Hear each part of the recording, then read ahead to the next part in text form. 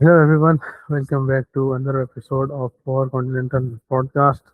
Today, sure, quite a few episodes perhaps. We have David with us and also Leo with us. And now today we talk about the second semifinal that was played between England versus Argentina.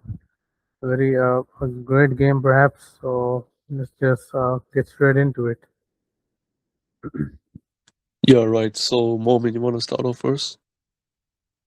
Yeah, sure. So the one of the very anticipated games of the tournament once again. It's obviously there was a lot of hype around how Messi had not faced England in his career so far, and last night was his first time he had to face England. So yeah, it was definitely a great game. I mean, more like a great second half for Argentina because the first half I kind of feel it was more like even like both teams weren't really creating any such chances etc. There were a lot of tackles, of course. I mean, if you look at the history behind it, there's a very big history behind these two nations. So yeah, it was obviously expected that there would be fouls, there would be, some, uh, uh, yeah, some very uh, big fouls. Although we didn't see as much yellow card, etc. But yeah, we have to talk about how Argentina really held back, how they held this England team. And if you look at their previous game, how good Kane, how good Bellingham, Gordon, of course, he scored in this game as well. But I think they weren't really up to the mark as compared to their previous games. What I think is Giuliano Simiano. I think he kind of looked a bit, average starting. He couldn't really, hold off Spence. Spence, got away from him multiple times, but I think he did well. I think this was his World Cup debut, and there too against England in the semi-final. A big moment for him. A huge, intense pressure. So it doesn't really get any bigger than this in the international stage. Yeah, I think he comparatively perhaps did well. He had a good chance as well, which was defended well by Spence. That tackle, I think that was a good tackle from Spence. But yeah, moving on to the second half, England, of course, they caught Argentina on the counter attack, and Gordon scored the goal. Molina could have done better. He could have avoided the goal, but he could not really do that. Gordon scored, and then this is, I think, where everything went wrong for England. After scoring the first goal, they just tried to park the bus. They just completely went back. And Argentina, as we know, they have basically a never give up mentality. They have the champions mentality. They don't really, lose hope until the very last minute. So and yeah, Tuchel he subbed off Gordon. He bought on Konsa for him. They basically started bringing on center backs and defensive players after, and I think it was the 70th minute where they basically, went back completely in parking the bus. All of the English players were in their own half. Perhaps at least eight players, or at least eight of their players, were in their own box. So that really shows how much of a defensive play it was from England, and how Tuchel really implemented his defensive tactics. But I think going fully defensive at around the 70th minute mark is a huge mistake. I mean, obviously, you still have 20-25 minutes to play if you include the given time, the added time. So yeah, I think this was a big mistake from Tuchel. He should have he should have let the game flow as it was going already. And yeah, I believe Egypt made the similar mistake against Argentina. They scored two goals. They went fully back. But I mean, you would understand they were up two goals, but still, Argentina, as we have seen them in against Cape Verde, against Egypt, against Switzerland.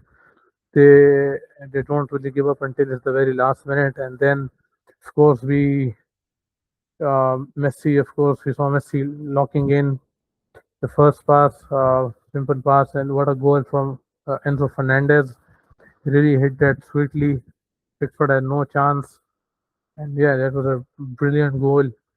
And then as we approached the full time whistle, we were like 6 minutes away from heading into extra time. And then I would like to give some real some the flowers McAllister deserves in this game. I think he did quite well. He I think he hit the post twice, once from the DePaul cross, and then secondly from the Nico Gonzalez pass. Nico played McAllister in the box. He took a shot. It hit the post, and then it came back into play. Messi then took care of the ball and went past Anderson, went past Spence, and a brilliant cross from his weak foot, not even his dominant foot, such an accurate, such a pinpoint cross from his weak foot, and that too straight towards the head of Lautaro Martinez. And we know Lautaro Martinez doesn't really let these moments. He doesn't really miss these chances, and that was a brilliant build up, when you build up, and a brilliant, perhaps that the last 20-30 minutes they were absolutely brilliant from Argentina. They had nothing to lose. All of the game was basically being played inside the England's half. England were completely defensive. Argentina were all out attack, and really props to Scaloni here as well. He made some great subs, which really shifted the momentum. He brought on DePaul, he brought on Nico Gonzalez, and yeah, I think there were some great subs that he made, and it really helped change the momentum. But once again, the highlight of the game remains Messi. Always was, he always is, and he always will be as long as he plays. So yeah, that's it from my side. What do you think, Singpak? Yeah, I mean, like you were saying, going to the first half, I think there were like no real dominant side. I feel like both teams were kind of like going at it, but like you were saying, controversies were like kind of starting from just when the game started, because you know how like when Anderson went down, and then also like when there was a foul on Bellingham, and then England got a free kick from it, which Rice took it. But yeah, I think the first half was rough to watch as a neutral.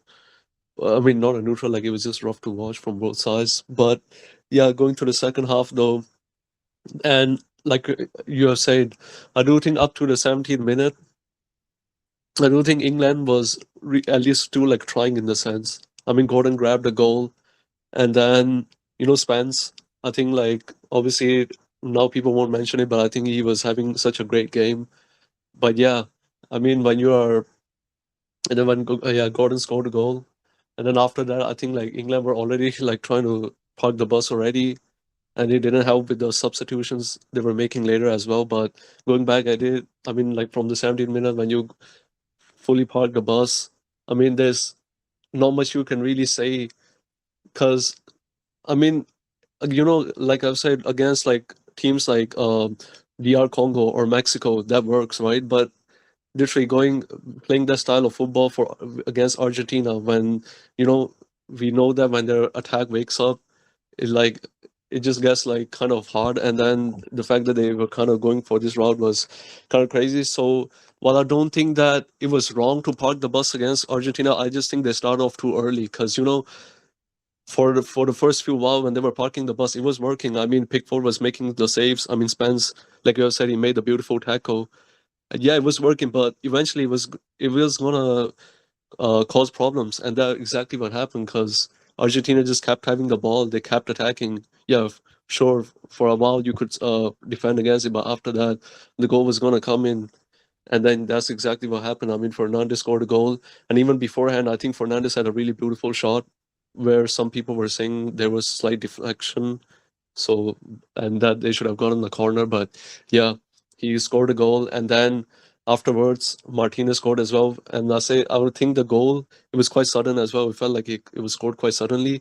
But like you have said though, I think that I slightly disagree with the fact that you were saying like Martinez were the kind of guy who doesn't miss those, because in the sense like obviously we know he's a clinical striker and everything, but for if I recall from the last World Cup, Martinez, he used to like um get like a lot of hate as well. If you remember, people used to call him Higuain regen because of the fact that he used to like miss at the big games. He used to miss big chances at the big games, where for the rest of the season he used to play good. But yeah, I'm happy that he scored a goal and that he's finally beating the allegations and scoring like important goals. Yeah, but what do you think of the game, David? Leo, do you want to go first? Sure, I'll go. Um, yeah, back on both of you two, your points in that. England in the first half, I think, had a decent amount of possession. I think that it was like 60 to 40% possession. Uh, they did control. I think they controlled the ball later in the half, but like you said, it was back and forth, uh, box to box football, which we do like watching. Early in the second half, there was a few subs that were made, which I think Argentina really like. They flopped while making those subs. Like Paredes was playing pretty good in the first half and got subbed off in the 64th minute, I think. And straight after that, or like, sorry, 10 minutes before that, Gordon scored the first goal, and I was like, oh, this is interesting because Paredes was playing really good besides alongside McAllister. So like the passing between those lot and Enzo Fernandez were really good. The chemistry was there. Then, of course, in the 70th minute, England parked the bus, and I just think that was way too soon. Like, if you're gonna park the bus, you gotta park from the 80th minute or the 85th minute, because parking the bus too early only invites a momentum shift. And in every other sport, momentum is the most important thing. And if you give a team or the opposition a little sniff of momentum, the whole game will shift. And that's what we saw today. So, seeing Argentina put back-to-back goals on late in the game really showed that not just Tuchel made a slight error, but the whole coaching management made a bit of a mistake on their behalf. But I thought England were the better team the whole game, even near the end where they were parking the bus. I thought for a bit they were gonna hold on, but magical Messi did his job. So it wasn't just him; it was mainly the midfield in Argentina and Romero at centre back, a few other players. Jet Spence was good for England. Rice was okay. The midfield wasn't that great for England that game, but the rest of the team was, and like we saw the result being 2-1. It could have been 1-1. It could have been 1-0. So congrats to Argentina. What are your thoughts, David? Yeah, that was a good analysis. I have not finished the game yet, but from what I saw, especially in that first half, I think it was very even. I think England had a great chance to win the game. I mean, yeah, I think it was very competitive. It looked like a really good game, to be honest. But from what I saw of the statistics in the end of the second half, yeah, England just crumbled under the pressure. Like the possession stats in the end of the second half, it was something like 88% to 12%, which is just so crazy. Like, I completely agree. I think England parked the bus way too early. They should have kept more attacking players on. Yeah, I just think it was bad tactically, to be honest. Really bad. Because Argentina have done this in every game so far. I was watching their last one. They did the same thing. They just kept piling on shot, shot, shot, shot, shot. And then eventually they score. The game before that, I think that was Egypt. They did the same thing again. So, like, England should know that Argentina do this. at the end of every Argentinian game, they just take all the possession and they just fire shots in. They bring 5 forwards on. It happens every time. So I think it was very poor from England. They shouldn't have let themselves crumble like that. They should have kept attacking the game, not letting Argentina do that, because then Argentina can't score. Like, they don't score through counters. They score from having all the possession and spamming shots in. So I think this was very bad tactically from England. But yeah, good game. What do you think, Singpack? Any more thoughts? Yeah, I mean, like you have said, and what I said before, I think that it wasn't like the worst decision to park the bus. I just think that they did that way too early. They should have probably like still tried and to grab a second goal and then only go like park the bus like for the last 10 minutes or something. But no, they just wanted to start off from the 70 minute, and we kind of seen that like at first it was working. I mean, Pickford was making saves. I mean, Spence, we seen the tackle he made, it was working, but eventually, yeah, the goal was gonna come. But yeah, anything you want to add on, Moment? Yeah, I mean, it's the same talk. I mean, going around the fact that England really, parked the bus very early into the game, like 70 minute. I personally think is way too early because we have 20 minutes of like up till the 90th minute, and then with all the the fouls, etc. The hydration break. You know that at least there's gonna be 6 minutes, at least say 5 6 minutes of added time. So I mean, you can't really just park the bus against a team like Argentina for 20 to 30 minutes. Like I think they will try to punish you at even half a chance they get, and they basically what they did. I would like to talk about the second goal specifically. Of course, we saw how open McAllister was in the opposition box. Like there was no one really closing him in. He had enough space to take a shot, and yeah, I think he's just been unlucky in this game. He made some great attacking runs, but his I think one of his headers was saved, and the second one hit the post, and then his third shot also hit the post. I think he got really unlucky, and maybe Argentina could have scored more, like maybe a 3-1 or maybe even a 4-1. So yeah, it could go from bad to worse for England, but yeah, Argentina did enough to just take it over the line. Yeah, yes, Leo, you want to add on something? Yeah, I want to go on the back of just how on the back of them parking the bus again, right? I just had a thought, like I don't understand why no one was really pressing. You know, when you park the bus, how you're all compact or whatever. There was holes for runners. If you could see from the 82nd minute onwards, there was holes for runners to get open for headers or just long shots, which you would want to force the long shots because normally it's the lowest like XG percentage on scoring, lowest chance of scoring. But what I saw when Messi got the ball right, you could see there was at least 3 meters, 4 meters of space, right? Why? That's what you got to think. Why was he so open on the first pass and on the cross? Because we all know Messi is a clinical player, one of the best attacking players, if not the best attacking player ever. Um, why did he have so much space on his right foot or his left foot? Like, you've got to press him instantly. You've got to get 2 or 3 guys on him. The fact there was one-on-one, it was a big error from whoever was on him. Like, it was honestly, it was so bad. Like, from a neutral standpoint, watching that, it was frustrating, and I'm not even British.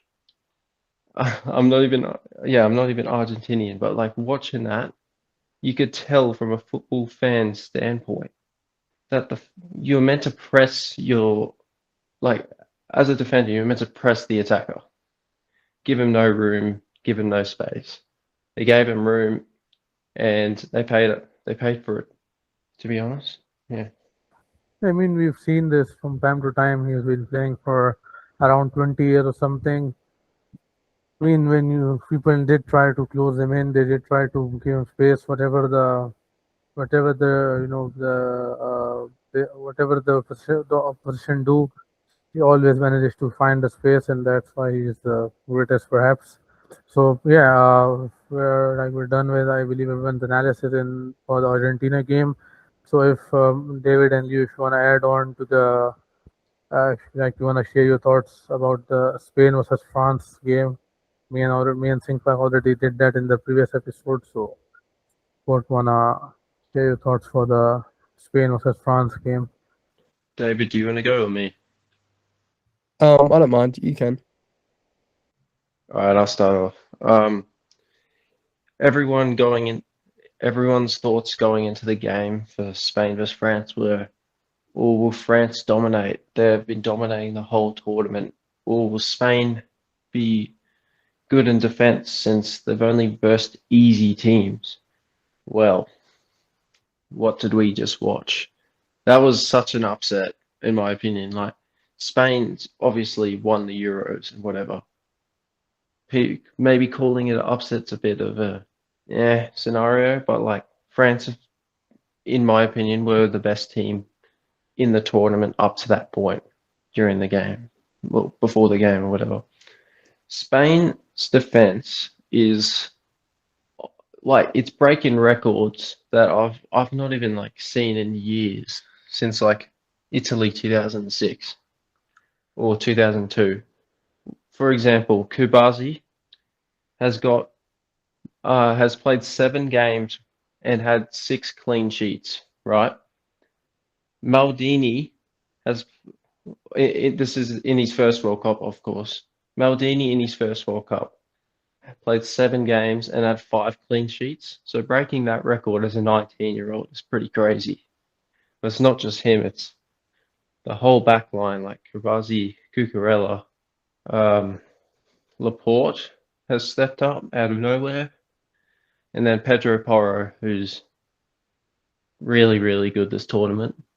Like, yeah, Spain's back line really showed how good they were, and then it only made up for it with the goals during the game. So Oyarzabal showing and proving the haters wrong that Spain does actually have a number 9, and he's a pretty decent number 9 too. So France, on France's behalf, to be honest, I thought Mbappe was quite quiet. Same with Elise got pressed, like he had 2 people on him almost every single time he touched the ball, which forced turnovers, and he had 20 turnovers in that game, which is one of the worst stats I've ever seen in my life, to be honest. So yeah, I think the pressure in that game from Spain was really good, and it'll be interesting to see if they can keep that pressure going into the Argentina game. David? Yeah, I think that was a good analysis. I think I agree. Like, I think Spain and France were probably equal favourites, or at least in my eyes, they're equal favourites. I think you're right. France were playing better. And I think the biggest threat about France is the amount of goals they were scoring throughout the tournament. Like that front four, plus the bench options they have, they were scoring so many goals, and Spain haven't been. Well, not really. Spain have been getting a few, but like not big wins, just 1-0s, 2-0s, etc. So I was quite scared that France would like fire the goals in, get early goals, and then Spain stand no chance. But yeah, wow, what a game. I think the game was won in the midfield, 100%. Like if you look at France's midfielders, very average. Like considering the defenders they got, the forwards they got, that midfield is very, very average. Yeah, as you can see here, Toolamandi, he's pretty good. Like he's okay. But Rabiot, I don't rate it. Like I know he's a presser, but you can see he got taken off at halftime. He did absolutely nothing against Rodri. I'm pretty sure Olmo had him basically man marked the whole time. And then they brought on Kone.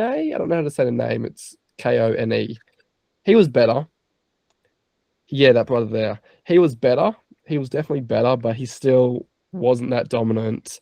Tulamendi, only so much he can do. Yeah, what do you think, Leo? I'm gonna disagree with a point.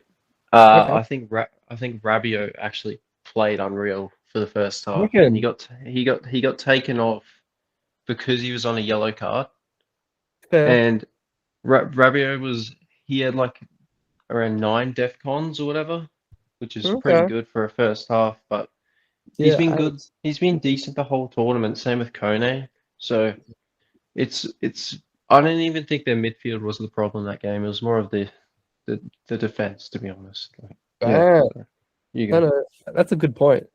That's interesting. I reckon it was in the midfield because just those like yeah, I reckon it was midfield when I was watching, but I think I agree. Rabiot has been good the whole tournament. I just felt like he got dominated, but to be fair, maybe he did get brought off because the yellow. But still though, it felt like they had two midfielders versus three Spanish, I reckon, because Olmo was sitting a bit deeper as well. So I don't know. In my opinion, I think the game was won and lost in the midfield. I think Spain's forwards weren't that crazy. I think France's defense weren't that bad. Yeah, what a game though. I gotta say, Spain defensively are unreal. They're very, very unreal. I agree with the stats you were saying. Kubasi is him. Like, for a kid, he is, yeah, very, very good. I think Porro was a great choice for them to bring on. Because who's the other guy they have? Lorente, the other right back. I'm not sure I rate him as much. So I think starting Porro was a good choice. And Cucurella, wow, what a guy. He's pretty good as well. And yeah, Digne, however you say his name for France. Yeah, I don't rate him. I think he's trash.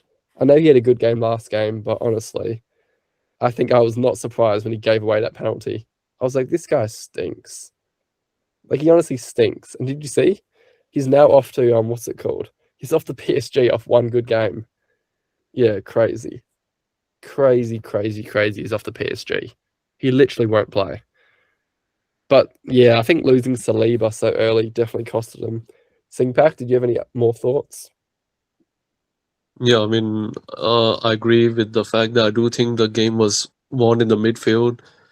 I do think Rabiot had a very good tournament. I mean, a lot of people were shitting on him beforehand that they didn't want to see him, start games and stuff. But I think for the whole tournament, I think he was quite impressive in my opinion. Like at least he played way better than we thought he would. But yeah, I think the reason why the France attack kind of felt non-existent, like how people are saying Mbappe felt like he was kind of non-existent in the game was literally because of the fact that the France midfield was dominated by Spain. I mean, the midfield trio of Ruiz, Rodri, and Olmo. I mean, what a midfield he was. And like we have said, I mean, Olise, he was getting marked every time. And if for the games beforehand, if you were watching, it did always feel like Olise was like the heart of the attack. Like he would like start so many chances for Mbappe and for others. And when he was getting marked and having a stinker, obviously the attack was not going to be that crazy. But yeah, and one last thing I will say, like the Digne who did have a stinker this game. I mean, like you have said, he's not really like a world class player, anyways. Like, like he's a decent player, but so it was never gonna be that he was gonna produce like a super good performance against a good team. So I still think the hate he is getting is too much. But yeah, that's just my opinion. And honestly, I think he might not even play at PSG now. But no, but then again, though, if for the PSG League games, they have been like benching a lot of the starters lately. So like for the games they play in the league, right? They like bench their starters a lot of times. Like Marquinhos, he like I checked like his stats. Like last season, he was on the bench for half the season and he wasn't even injured or anything. So yeah, because their team has so much depth, they can probably like still start their B team and still win. So I feel like DNA might still start for PSG for the league games at least. You're sure we might not see him play in the Champions League or something. But yeah, anything you want to add on, Moment? Yeah, I mean, as everyone said, that the game was won in midfield. I mean, yeah, of course, Spain's midfield absolutely left like they gave no chance at all to the French attack and the midfield like, combined. But I think Spain literally dominated France in perhaps every aspect. They were dominant in the defense, in the midfield, in the attack as well. Because yeah, I mean it was crazy. You could see how calmly the French backline and the midfielders were basically passing the ball around while they had the French, the French attackers running towards them. How calm they were, the simple tiki taka, the style of play as they've always been playing. I mean, yeah, Spain completely, dominated them in almost every aspect of the game. Yeah, David, you want to add on something? Yeah, I agree, and that's why I'm questioning why did France choose to play this way? Why didn't they choose to start three midfielders, start Kone, Rabiot, and Tielemans? Like that would make more sense to me because everyone knows that Spanish midfield is so strong. Everyone knows it. Pedri wasn't even playing, but even if he was, it's still equally as strong. So why would you not try to match your opponent's midfield? Like I feel like that's a very common thing teams do. We see teams in the Prem, for example, play four midfielders to match another team's strong three midfielders. Like it's a common tactic. I just don't get why France didn't do it. Like, how are you going to get your four attackers? Because I'd say it's four attackers the ball if you get dominated in the midfield. Like these forwards are not long ball players, really. They're all quick, but like I just don't understand the tactics of why France would do that. Because Spain's best asset is their midfield, I'd say. Their forwards are good, but it's the midfield which is strongest. Yeah, I mean, exactly as you mentioned, Spain perhaps always had a stronger midfield. Leo, want to add on something?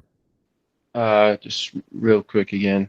Another big factor of the game was when Saliba got injured really early, and he was going into the game with a back injury or a leg injury as well. And I don't think it was the best option to play him. Like he shouldn't have played in the beginning. Like I don't know who they have as backup centre backs anymore. Probably Lacroix or whatever. But again, Canate. yeah, Canate as well. Yeah. But back with the midfield and that, this is where you question why wasn't Camavinga in the squad? So like, because he's flexible, he can play left back. He could have covered for Digne if he was having a bad game, right? But yeah, that they just got outpossessed and pressed, and they really did fumble underneath the pressure. So Yeah, I mean, it could be that maybe the French were a bit too overconfident. They were a bit too, they were a bit too over dependent on their attackers. I mean, of course, we have the best attackers in the World Cup, but I mean, if they're not gonna get some, support from the back, I mean, they won't be of any use really because we saw how, I mean, the Spanish backline was absolutely solid. Even the through balls that were attempted were blocked off by Cubarsi and Laporta. Cucurella obviously he was absolutely rock solid at the back as well. Pedro Porro. And yeah, I mean, I just maybe it was their over dependency on their attackers. Maybe it was a bit too overconfidence. But I mean, it would be pretty crazy if you're being overconfident against a team like Spain. But yeah, Spain showed why they're why the European champions. Why they always beat France. We've seen their previous games as well in the Nations League and the Europa League. So yeah, in the Euros perhaps. So yeah, I mean this was a pretty crazy decision from France to play two midfielders in comparison to the three Spanish midfielders. So if we're done with the analysis of both these semifinals, so do we go to the prediction for the final of the World Cup, the final and the third place game perhaps? And if you wanna, if anyone wanna start off with the prediction for the final game between Spain and Argentina. Yeah, Leo, you want to start off first? Sure, I'll be quick. First of all, I'm going to do the bronze medal match because I think that's probably the most irrelevant out of all of it. I think France will win against England.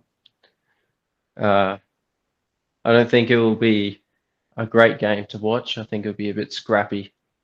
I think England will score first, then France, and then I think France win 2-1 or 3-1.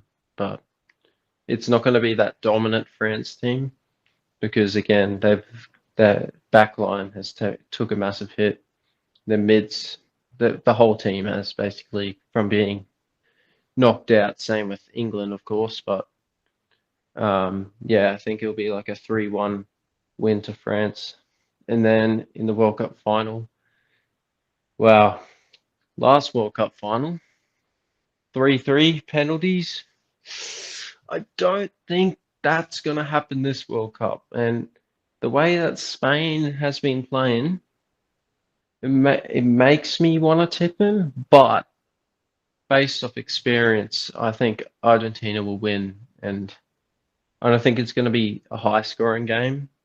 I think it will go extra time. It will be 1-1 going into extra time, and it'll be like a 2-1 late minute winner for Argentina again.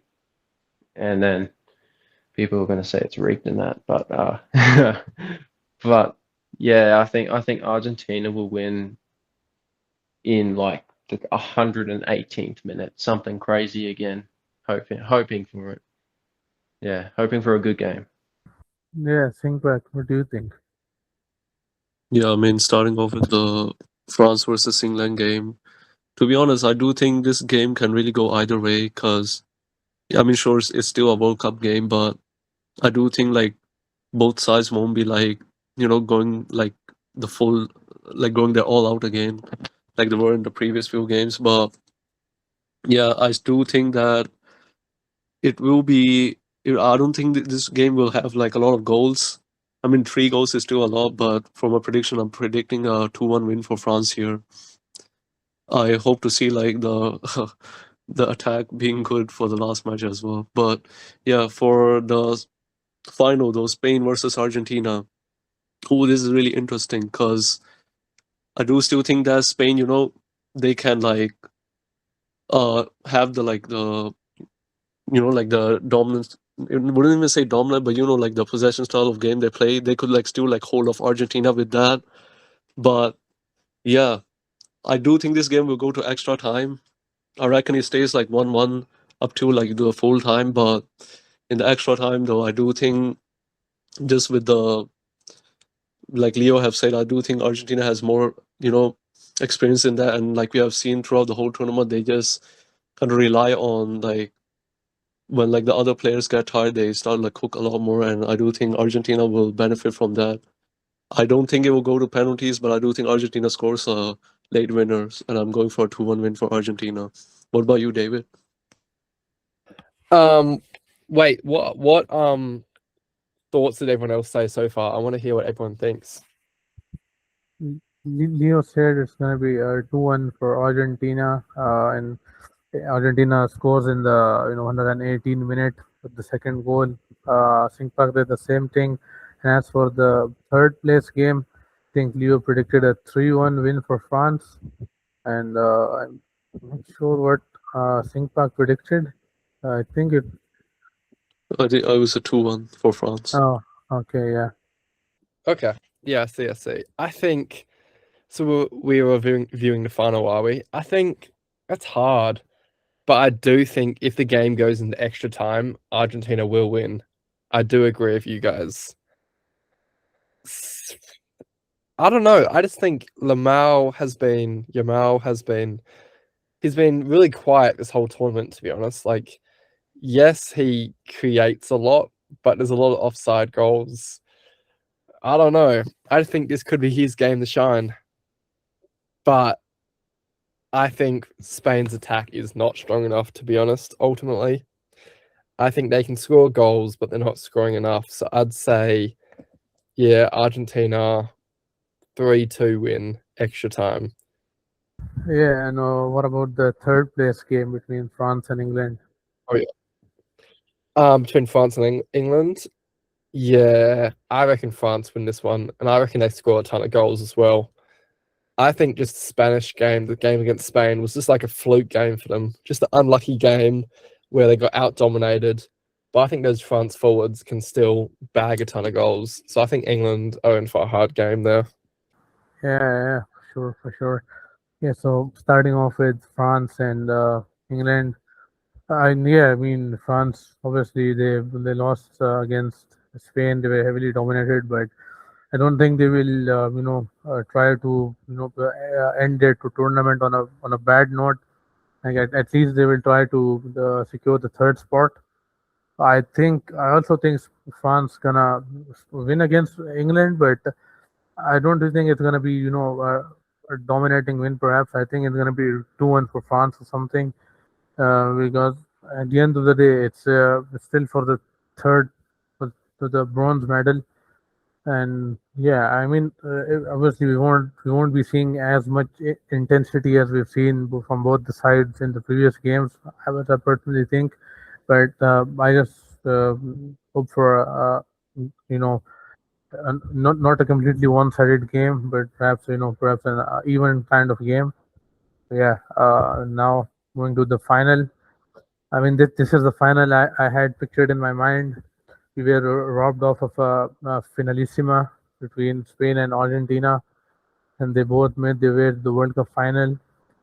So yeah, I mean, this has to be the most chill final of all time, because you know uh, uh, both like perhaps most of the supporters of both these nations are Barca fans. They love Messi. They love Barca. Obviously, Messi has been at Barca. It is the Barca's history. Barca. So yeah. So this has to be the most chill final. But being a Messi fan, I would love to see him win it back to back, and just cement his legacy once and for all. But Spain, if you look at Spain's defense, it's been real solid throughout the tournament. They've only conceded one goal, that two against Belgium, and yeah, I think that they're gonna do well. I think it's gonna be uh, nil in the 90th minutes. I think the real game starts in the extra time, and as we have seen, Argentina,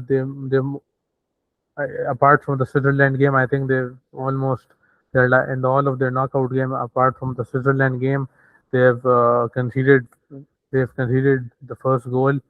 I think similar things happen. Similar thing happens here. I think Spain scores the first goal in the extra time, and then Argentina, as we've seen them in almost in the last on all of their knockout games, they become a different breed in the dying minutes of the game. So yeah, I think Argentina wins this 2-1 as well in the extra time. It's gonna be a really a great game to watch, honestly.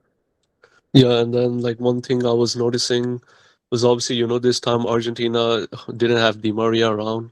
But, like the haters, they have been constantly pushing this narrative that, Di Maria always like carries Messi in the international football and stuff. But I wonder, like, obviously, this time we can see like Argentina win the World Cup. I mean, if they win, then he will finally beat those allegations as well. I mean, that's not to discredit Di Maria. He'd have helped Argentina a lot in the moments, but people always try to push that he's carrying Messi in the international football in sense.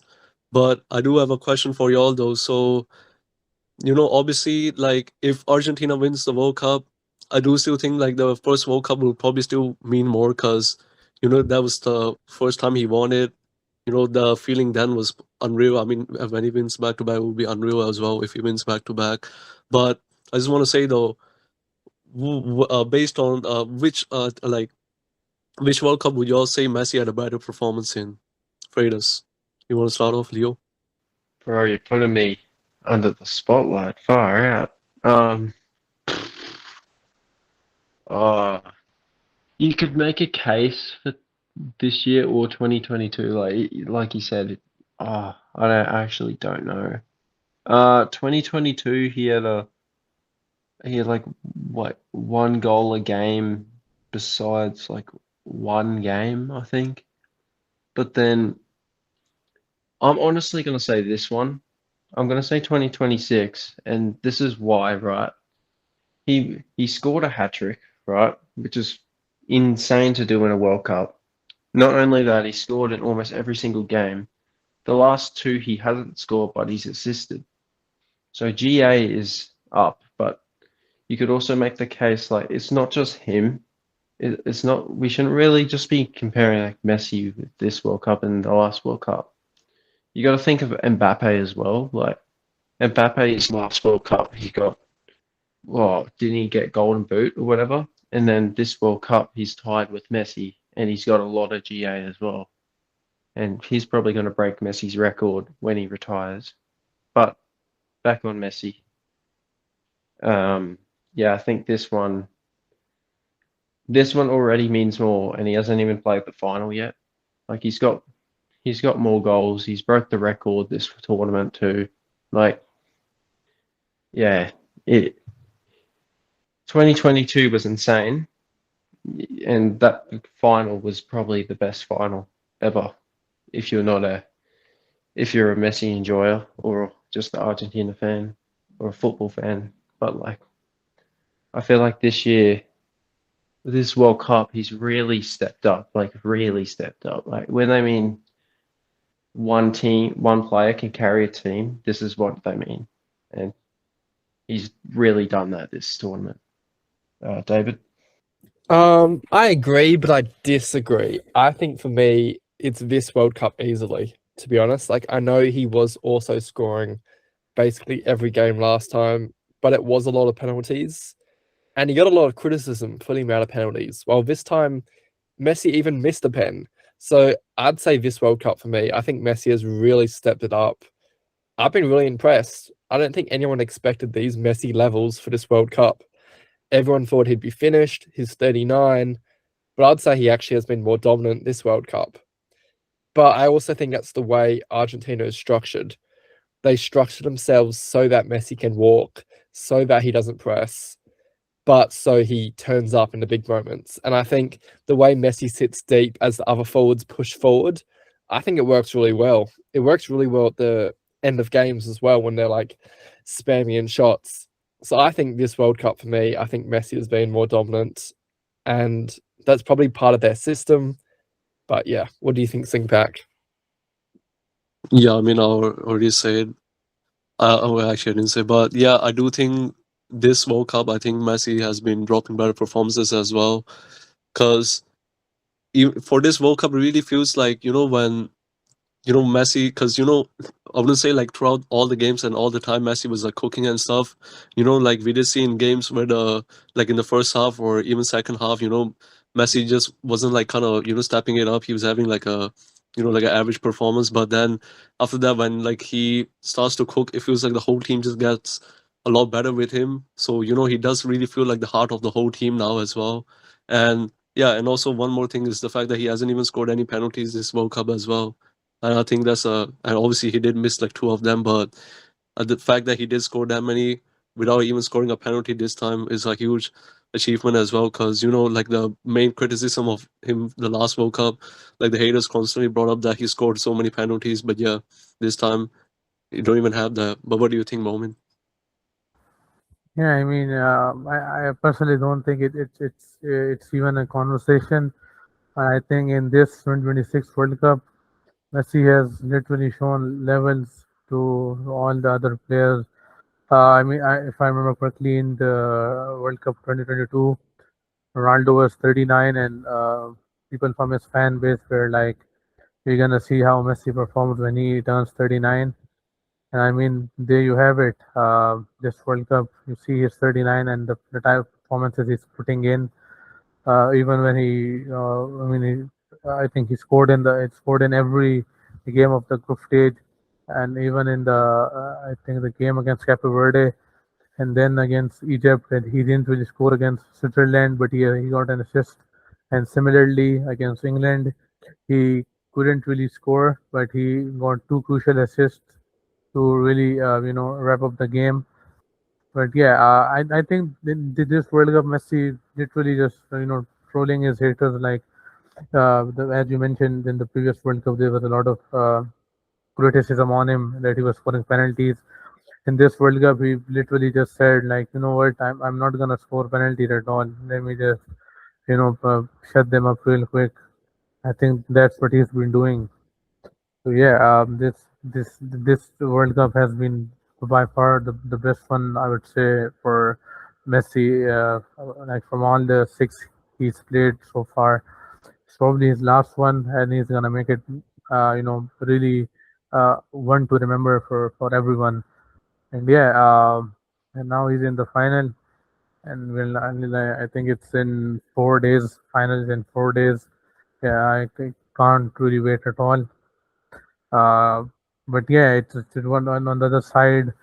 Argentina's basically their whole tactics are based around the 39-year-old Messi.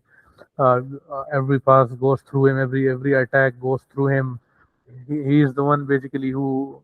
I mean, if he didn't really score, we've seen him. He's creating chances.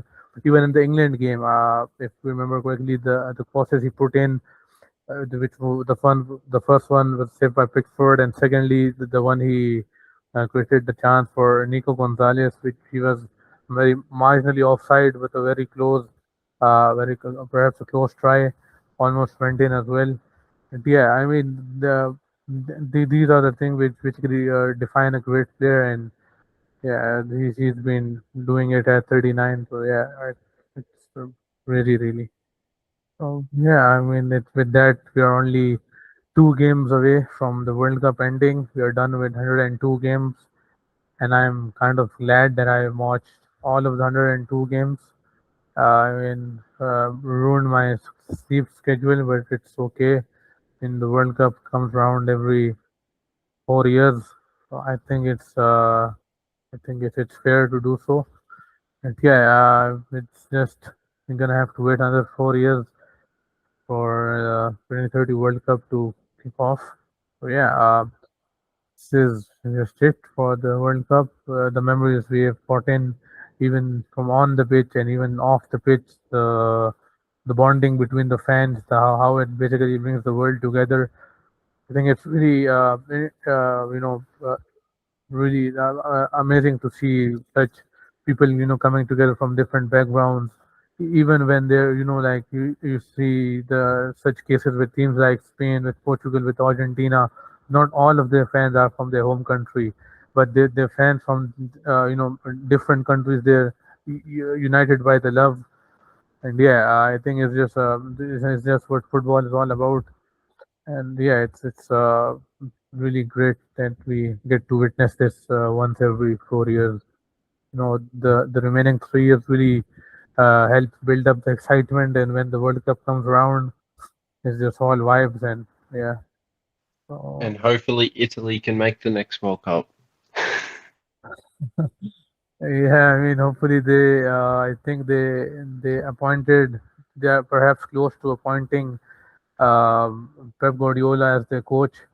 They appointed Paolo Maldini as their technical director. And yeah, I think if they manage to get Pep Guardiola on board, I think this will be a really big boost for them, and I don't think there will be any doubt that they will make it to the upcoming 2030 World Cup, because I think it's been like uh, three, 2 World Cups or something since we haven't seen Italy, 2 or 3 World Cups since we haven't seen Italy at the biggest stage. I mean, it's obviously heartbreaking. We've seen how big of a team they are. They won it in 2006, and I mean, if you look at they always have been known for their yeah they have always have been known for their defense. Paolo Maldini, Cannavaro, Nesta, players like them, and Pirlo, and yeah, all of these players. So yeah, hopefully they can make it to the 2030 World Cup. So I think with that, let's just wrap it up. Thank you for watching, everyone, and thank you for Leo, David, Singh Park for joining the podcast. If you have any suggestions, don't forget to put them in the comment section. Don't forget to like, share, comment, subscribe. And yeah, this is it for now, and we'll see you after the final and the third place game. Bye. See you guys.